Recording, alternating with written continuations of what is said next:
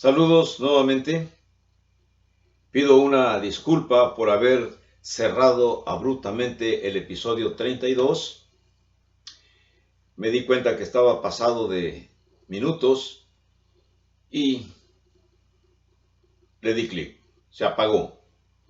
Pero bueno, vamos a iniciar nuestro episodio 33 y vamos a continuar con la exposición en donde nos quedamos en el video anterior. En el video anterior estaba explicándoles a ustedes que David mismo tenía temor de la muerte, vivió bajo ese temor mientras estuvo en la época del Antiguo Testamento, y esa creencia también la mantuvo él. Y les leí el Salmo 23:4, en donde se manifiesta precisamente la idea de David cuando dice que no va a temer de estar en peligro porque Dios está con él. Ahora, los judíos jamás, en general, jamás escaparon de ese temor mientras vivieron bajo el Antiguo Testamento. Hay un comentario o comentarios rabínicos que se aglutinaron todos en un libro llamado el Talmud. Los comentarios o los midrash contienen este dicho. Dicen: en esta vida la muerte jamás tolera contentamiento en el hombre. Y hay un dramaturgo griego, existió, llamado Eurípides, existió del 485 al 406 a.C. aproximadamente. Este dramaturgo escribió que realmente ningún hombre puede ser un esclavo si no le teme a la muerte. Mediante su resurrección, Jesús libró a toda la humanidad de tal esclavitud. En vista de que resucitó del sepulcro, sabemos que también nosotros los cristianos lo haremos cuando ya llegue el momento. Algo de el Midrash, algo más. Miren, el Midrash consiste en una colección de escritos judíos sobre porciones de las Escrituras. Estos comentarios rabínicos alegan sacar a la luz los significados ocultos que están por debajo de lo que aparenta el texto. Algo así como que ellos le llaman el sensus plenior, el sentido total del texto.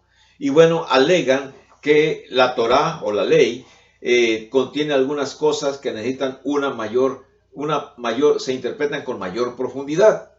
No nos metemos en estos aspectos, puesto que estamos en otro tema. Pero vamos a ver otra razón de por qué Jesús se hizo hombre. Y esta aparece en el verso 16, para poder socorrer a los descendientes de Abraham. Le doy lectura al verso 16. Porque ciertamente no socorrió a los ángeles, sino que socorrió a la descendencia de Abraham.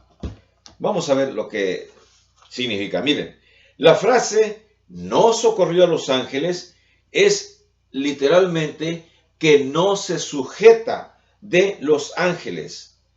Esto es un verbo usado en Hebreos 8, en el verso 9 también, donde Dios dice que tomó de la mano a los israelitas para sacarlos de la tierra de Egipto. Voy a leerles el Hebreos capítulo 8, verso 9, donde habla acerca del Éxodo.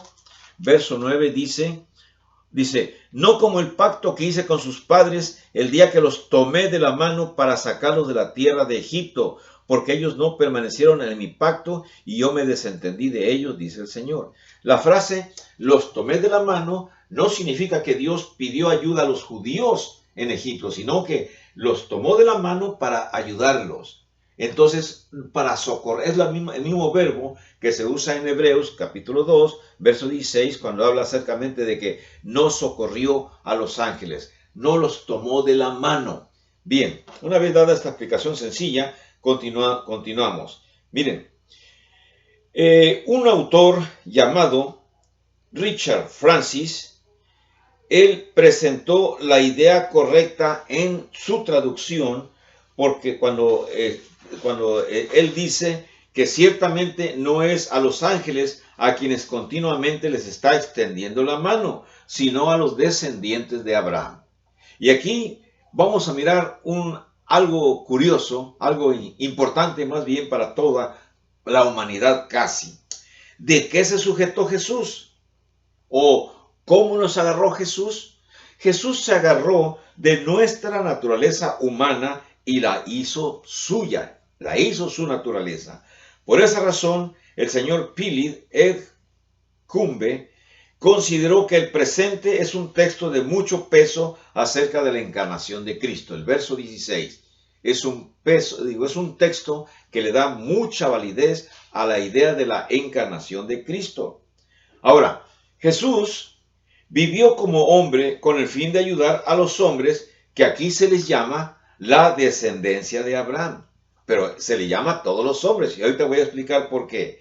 Esta expresión no se refiere a los judíos solamente, sino a todos los que por fe se convierten en hijos de Dios. Los fieles que estuvieron bajo el viejo pacto no fueron perfeccionados aparte de nosotros. Es una idea que se vuelve a expresar en el capítulo 11, verso 40 del libro de los Hebreos. Se lo voy a leer, dice: proveyendo Dios alguna cosa mejor para nosotros, para que no fuesen ellos perfeccionados aparte de nosotros, entendiendo el nosotros los cristianos y ellos los judíos. Así que entendemos que este concepto también se lo va a repetir Pablo en su escrito a los Gálatas, capítulo 3, versos 7 y versos 26 y 29. Voy a buscar Gálatas, capítulo 3, verso 6, Gálatas 3, verso 7, Efesios, Gálatas, capítulo 3, verso 7 dice: sabed por tanto que los que son de fe, estos son hijos de Abraham. Notemos, se escribe a los Gálatas y Pablo les dice que a esos descendientes de griegos, solamente porque tienen fe en Cristo, también son hijos de Abraham. Y aquí es donde viene una idea asombrosa que nos va a llenar de gusto, creo yo. Déjenme leer también los versículos que tenemos aquí a la mano, que son versículos 26, 27, 28 y 29. Dice así: pues todos sois hijos de Dios por la fe en Cristo Jesús. Estoy leyendo Gálatas 3:26. Porque todos los que habéis sido bautizados en Cristo, de Cristo estáis revestidos. Ya no hay judío ni griego, no hay esclavo ni libre, no hay varón ni mujer, porque todos vosotros sois uno en Cristo Jesús. Y si vosotros sois de Cristo, ciertamente linaje de Abraham sois y herederos según la promesa. Ahora, déjeme retomar la idea que se menciona en el verso 27. Dice: porque todos los que habéis sido bautizados en Cristo, de Cristo estáis revestidos. Así que usted, cristiano, miembro de la iglesia de Cristo, bautizado en Cristo, de Cristo está revestido. Por lo tanto, en cierto sentido, espiritualmente, somos descendientes de Abraham.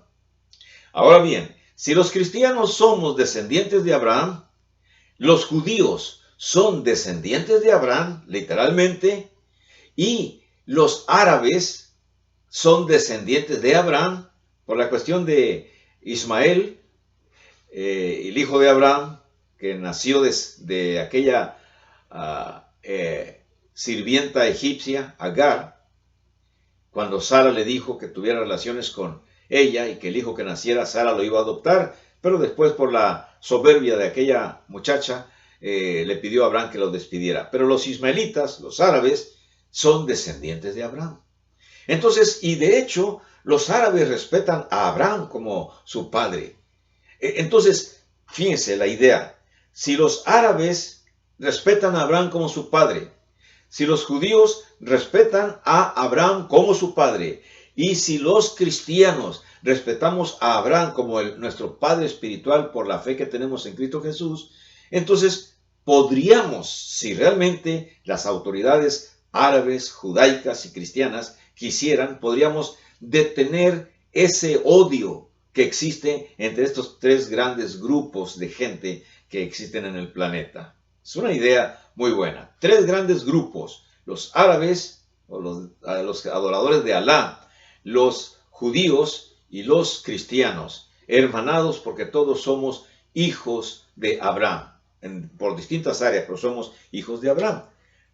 Creo que es una idea, al menos a mí me parece una idea que aquí observo. Ahora bien, miren, la verdad clave que está enfatizando Pablo es lo que aparece al final en el versículo del capítulo 3 de Gálatas, en el verso 26 y 27, que los que somos hijos de Abraham por la fe son los que fuimos bautizados en Cristo Jesús. Así que todos los cristianos son descendientes espirituales del Padre de los fieles, esto es, Abraham. El versículo 16 es el último que tiene que ver con el análisis en cuanto a que los ángeles son inferiores a Cristo y que las bendiciones por medio de los ángeles son también inferiores a las bendiciones recibidas en Cristo, pese a que los ángeles se les menciona en el capítulo 13, en el verso 2. Voy a leer otra vez Hebreos 13, en el verso 2, donde se habla acerca de los ángeles nuevamente. Dice el verso 2, no os olvidéis de la hospitalidad, porque por ella algunos sin saberlo hospedaron ángeles, en referencia a Génesis 18, 1:8 y 19, 1:3, el asunto de Lot y de los ángeles que recibió cuando se iba a destruir Sodoma y Gomorra. Así que la presente idea no se diseña para reiterar que Cristo tomó forma humana, sino lo que se quiere dar es una razón de por qué Cristo tomó forma humana. No se ocupó de socorrer a los ángeles, ni vino a redimir a los ángeles, sino que vino a ayudarnos a nosotros, que esa es la segunda idea. Vino a socorrer a los descendientes de Abraham, tanto a los descendientes árabes como a los descendientes judíos, como a los descendientes cristianos, que por fe también somos descendientes de Abraham. Puesto que los ángeles tienen todas las ventajas del cielo, creeríamos que ellos no necesitan de la ayuda de Cristo, porque Cristo Jesús ha ofrecido ayuda. En 2 de Pedro, capítulo 2, verso 4, déjenme buscar 2 de Pedro, capítulo 2, verso 4, y veamos esta frase que explica aquí, verso 4, dice, porque si Dios no perdonó a los ángeles que pecaron, sino que arrojándolos al infierno, los entregó a prisiones de oscuridad para ser reservados al juicio.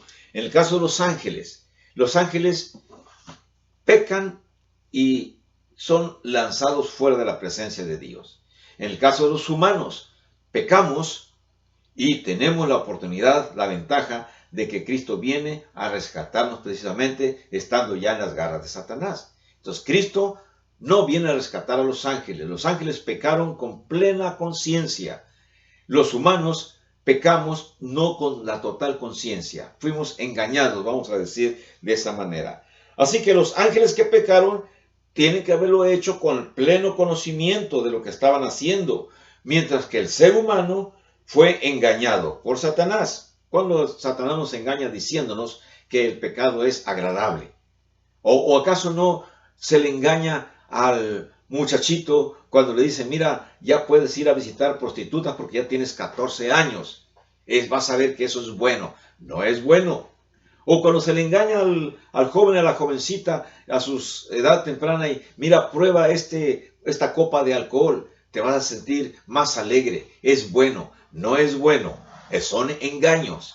Así Satanás se engaña por el pecado. Así que por esta razón, al creyente humano, a nosotros, se nos ha ofrecido el perdón.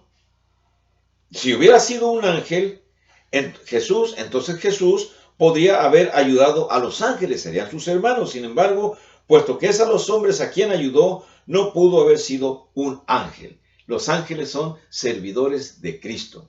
Por supuesto, los ángeles están en una posición actual superior a nosotros los humanos, pero nosotros también tenemos una gran ventaja ante ellos. Ellos si pecan ya no tienen remedio, y nosotros si pecamos siempre tendremos la oportunidad de la salvación.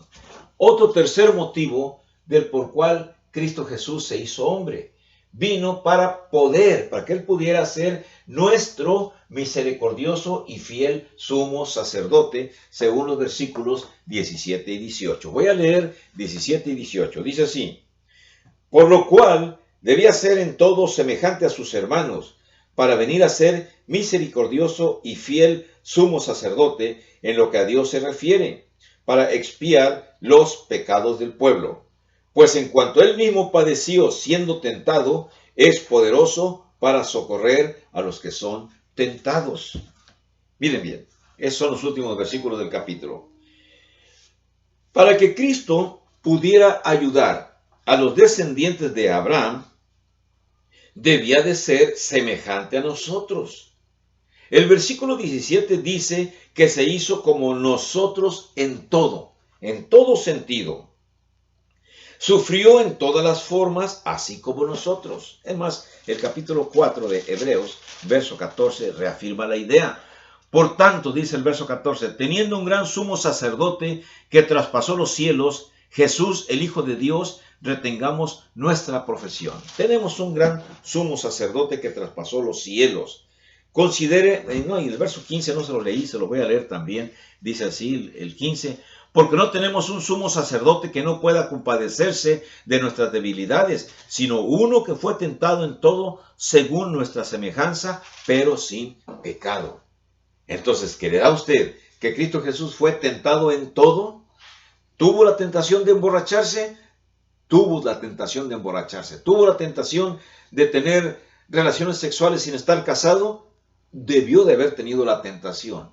Todas las tentaciones que el ser humano experimenta, nuestro Señor Jesucristo también las tuvo. Pero Él no cayó. Nosotros sí. Por eso tenemos un poderoso sumo sacerdote que nos entiende nuestras debilidades. Interesante esta situación. Considere usted las tentaciones que experimentó. ¿Cuáles son las tentaciones de la pobreza? Dígame usted, si usted me está viendo y ha estado en extrema pobreza o pobreza dura, ¿qué tentaciones se le ocurren? ¿No se le ocurre robar a su prójimo rico? ¿No se le ocurre hacer cosas indebidas para adquirir dinero fácil? Tentaciones de la pobreza. Las tentaciones del prójimo. ¿Cuáles son las cosas que el prójimo hace y que usted mira que le va muy bien? ¿No se ve usted tentado, usted es pobre, a querer hacer las cosas que otros prójimos, otros realizan y que les va económicamente, decimos, les va muy bien, bajo muchísimo riesgo de su vida? ¿Y no se ve usted tentado a hacer lo mismo? Bueno, Cristo Jesús tuvo tentaciones semejantes. Aún de sus hermanos y de su madre tuvo tentaciones. De súplicas bien intencionadas de parte de sus amigos. ¿Recuerda usted cuando dos de los apóstoles decían que querían sentarse a la derecha y otro a la izquierda? De las pruebas de Satanás, cuando tenía hambre y fue tentado después del bautismo en el Jordán de nuestro Señor Jesucristo. De las tentaciones que venían por el sufrimiento físico. ¿Que acaso no sentía dolor nuestro Señor siendo torturado en la cruz y que pudo, si hubiera querido, haber llamado multitud de ángeles para que le ayudaran a quitarse de su sufrimiento como humano? Pero entonces no hubiera existido la redención para usted y para mí. Así que Él venció el sufrimiento físico e incluso sufrió el abandono de Dios cuando dijo aquellas frases en su sufrimiento en la cruz: Padre, ¿por qué me has desamparado? En comparación, nosotros solamente hemos visto la superficie de todo el mar de tentaciones de Jesús. Jesús fue hasta sus profundidades. Todo lo conoce. Reprende a Satanás en nuestras vidas. Habiendo sufrido, Jesucristo nos compadece verdaderamente. Es el mediador perfecto. Soportó todo ello con el fin de ser nuestro misericordioso y fiel sumo sacerdote, el que es intermediario ante Dios. Esta es la primera vez que esa expresión sumo sacerdote es aplicada directamente a Cristo en las Escrituras. Usted y yo, o más bien, deberíamos de conocer cómo era el sumo sacerdocio judío. Los cristianos sabemos que los sumos sacerdotes todos debían de ser por la línea aarónica, el hermano de Moisés. Todos los descendientes de Aarón eran los que debían de ser sumos sacerdotes, no los descendientes de los demás levitas, nada más ellos, Sin embargo, se rompió esa regla en la época de Cristo Jesús. Pero vamos a imaginarnos un poco. Cuando el cristianismo se inicia en Jerusalén, el sumo sacerdocio todavía estaba en existencia. Y incluso cuando se escribe la carta de los hebreos, recuerden que está dirigida a judío-cristianos, el sumo sacerdocio en el templo todavía está en ejercicio. Todavía no ha sido destruido por Tito, va a ser hasta el año 70 cuando sea destruido el templo. Así que los que reciben la carta tienen que tener todo el razonamiento para entender el por qué Cristo Jesús tuvo un gran papel, una gran importancia. O sea, el autor de los Hebreos tiene que hacer énfasis en la superioridad de Cristo a el sacerdocio de la época, al sumo sacerdote de la época. Los cristianos, de acuerdo a la carta, se les dijo a los judíos cristianos, nosotros los cristianos tenemos un fiel, misericordioso sumo sacerdote, mucho mejor que los de la línea de Aarón, si es que acaso para esos momentos los sacerdotes seguían buscando la línea de Aarón, aunque sabemos por la historia que muchos sumos sacerdotes compraban su posición con dinero ante los gobiernos. Así que imagínense a los primeros judíos cristianos cómo observaban los atractivos de la posición del judaísmo, de los sumos sacerdotes en el judaísmo. A lo mejor se sintieron tentados, o la verdad se sintieron tentados a volver al viejo pacto, cuando ven que todavía se practica todo lo de los sacrificios. Estamos hablando de los años 50 o 60 después de Cristo, 10 años antes de que sea destruido el templo. La labor total de Cristo en servir como nuestro sumo sacerdote era con el fin de expiar los pecados del pueblo. Pero recuerde, el sumo sacerdote tomaba las piezas del animal sacrificado y simplemente venía y ya los presentaba ante Dios. Pero aquí es el propio Cristo quien es sacrificado y Él mismo está expiando, presentando su cuerpo en sacrificio vivo por los pecados de nosotros. La palabra expiar, que aparece en el verso 17, por lo cual debía ser en todo semejante a sus hermanos para venir a ser misericordioso y fiel sumo sacerdote en lo que a Dios se refiere para expiar los pecados del pueblo. Significa propiciación o también significa reconciliación. El sumo sacerdote judío llevaba a cabo una acción simbólica mediante el sacrificio que ofrecía. Sin embargo, su labor realmente no podía quitar el pecado, la labor del sumo sacerdote. Tanto su posición como su labor eran más ceremoniales. Por ejemplo, al llevar vestiduras sagradas, al ser el sucesor de Aarón y en el siglo I participar incluso en asuntos judiciales de la nación judaica, todo lo cual prefiguraba la labor superior de nuestro Señor Jesucristo. La palabra expiar se traduce de hilaskomai, cuyo significado es aplacar o apaciguar. Esta palabra fue usada para referirse a lo que hacían los griegos para apaciguar la ira de sus dioses. Una idea ajena al Nuevo Testamento realmente. La Septuaginta usa la misma palabra para la cubierta del arca del pacto, el propiciatorio, sobre el cual se rociaba la sangre de la ofrenda por el pecado en el día de la expiación, de acuerdo al libro de Éxodo 25, 16, 22, que se lo leeré a usted en el siguiente video. Que pase usted, que tenga usted bendiciones. Hasta luego.